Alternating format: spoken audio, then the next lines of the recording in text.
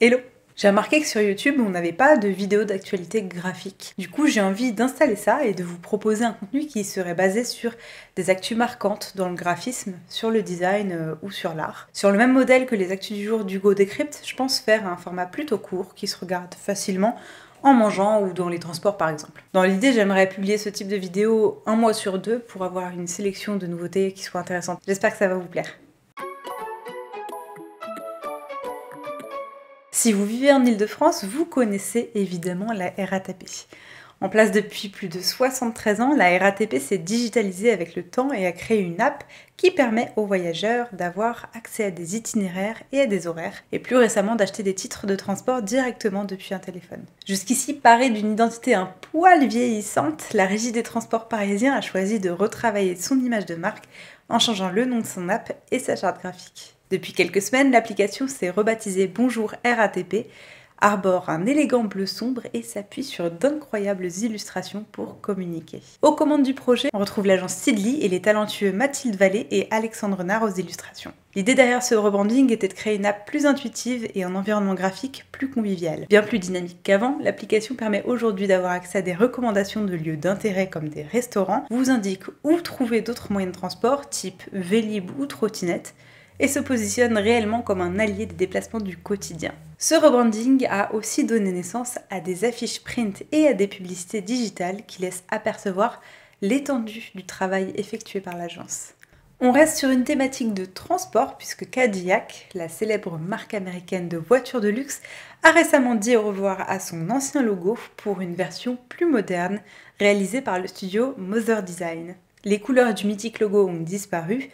Le nouveau design est complètement en noir et blanc pour s'adapter plus facilement à un univers digital. Avec ce nouveau logo arrive une nouvelle fonte créée sur mesure par la fonderie Colophon, la Cadillac Gothic. On remplace donc la calligraphie pour une typo sans sérif avec quelques petits détails que je trouve personnellement vraiment cool et bien adaptés.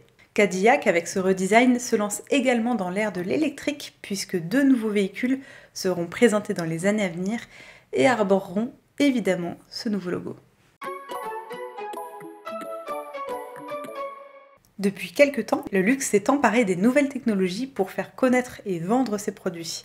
En 2019 et 2020, certaines marques ont pris d'assaut les jeux vidéo pour convertir des joueurs en clients. Louis Vuitton a fait un petit buzz en habillant un avatar de League of Legends et Net-a-Porter a littéralement présenté une collection entière de vêtements sur Animal Crossing, entre autres. Aujourd'hui, certaines marques repoussent encore un petit peu plus loin les limites et une course à qui fera le meilleur usage des technologies a vu le jour. Récemment, pour la sortie de son parfum Gorgeous Gardenia, Gucci a créé un monde immersif que l'on peut explorer pour découvrir les nuances du parfum.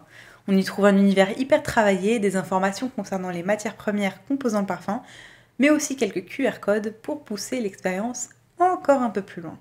Dans un registre assez proche, on retrouve l'incroyable Nike World, disponible sur la plateforme Roblox, qui nous invite à nous balader et à faire des épreuves sportives collectives sous forme de petits jeux. On peut aussi passer par la case vestiaire et habiller notre avatar avec des pièces signées Nike. Balenciaga, après avoir fait quelques skins pour Fortnite, a de son côté opté pour la création d'un monde virtuel nommé Afterworld, dans lequel on découvre un univers futuriste mettant en scène sa collection automne 2021. Également, petite mention spéciale pour son partenariat étonnant avec les Simpsons sur la dernière Fashion Week de Paris. Je vais pas vous faire une liste de toutes les marques ayant fait usage de systèmes en VR, mais de toute évidence, c'est que le début.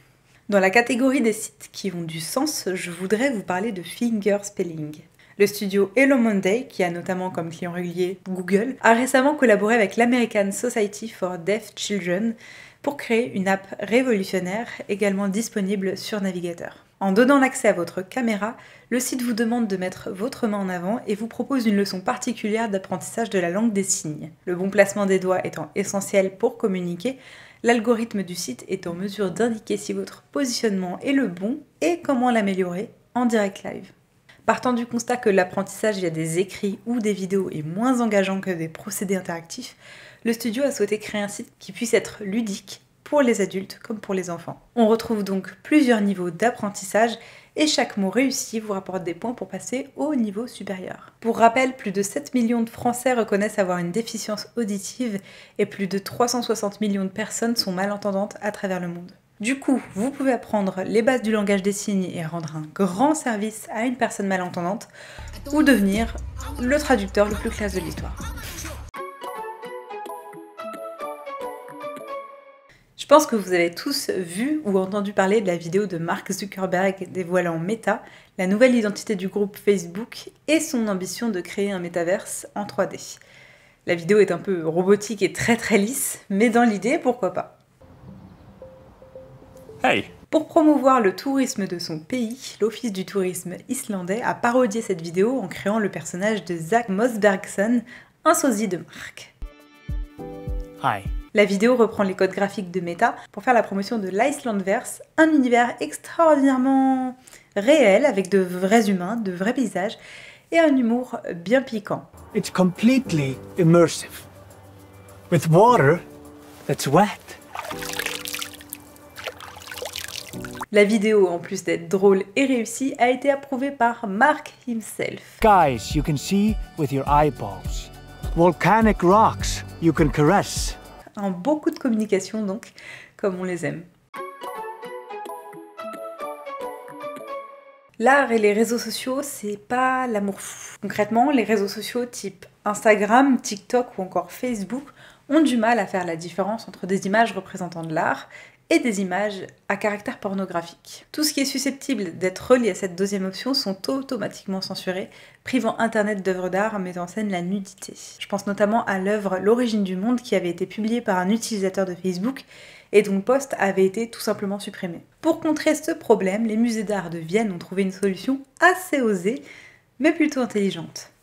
OnlyFans. La plateforme étant particulièrement connue pour son contenu à caractère sexuel, les musées viennois ont choisi d'utiliser OnlyFans comme une safe place sur laquelle ils ont créé un compte nommé Vienna Tourist Board. En vous abonnant au compte, vous pouvez donc admirer d'incroyables sculptures et tableaux de nus, non censurés, présentes dans les collections respectives de chaque musée. Ah, et l'info la plus importante, l'abonnement est gratuit. Aujourd'hui, Vienna Tourist Board compte plus de 1700 abonnés, que ce soit des passionnés d'art ou juste de simples curieux. Une campagne marketing insolite et intelligente qui s'inscrit dans le mouvement Fix the Algorithm, lancé par des artistes pour dénoncer la modération de leurs œuvres. Si vous êtes de passage par Venise, foncez voir l'exposition de Luca Nichetto, située sur l'île de Murano. Réputée pour ses innombrables artisans verriers, l'île abrite un savoir-faire incontestable dans la maîtrise du verre sous toutes ses formes. Pour célébrer cet artisanat, la galerie d'art de Punta Conteria a invité artistes et designers du monde entier à se confronter au verre de Murano et à créer sans contrainte les objets de leur choix. Au programme donc une table inspirée du mouvement de l'eau conçue par Noé Duchaufour-Lawrence, une série de vases aux incroyables couleurs et textures imaginées par Benjamin Hubbard et plein d'autres pièces magnifiques. L'exposition, qui met en lumière les innombrables techniques de travail du verre, se termine le 10 avril 2022. En fin de vidéo, j'ai envie de vous présenter des comptes Instagram ou TikTok de personnes ou choses qui m'ont inspirée. Pour cette première édition, j'ai envie de vous montrer le travail de Gisem Vurol, j'espère que je le prononce bien. C'est une artiste new-yorkaise spécialisée dans l'illustration. Elle fait principalement des personnages, mais travaille également des scènes abstraites et très colorées. J'adore le travail de ses formes et surtout ses textures. Ses illustrations sont toujours très fines et en mouvement, c'est vraiment magnifique.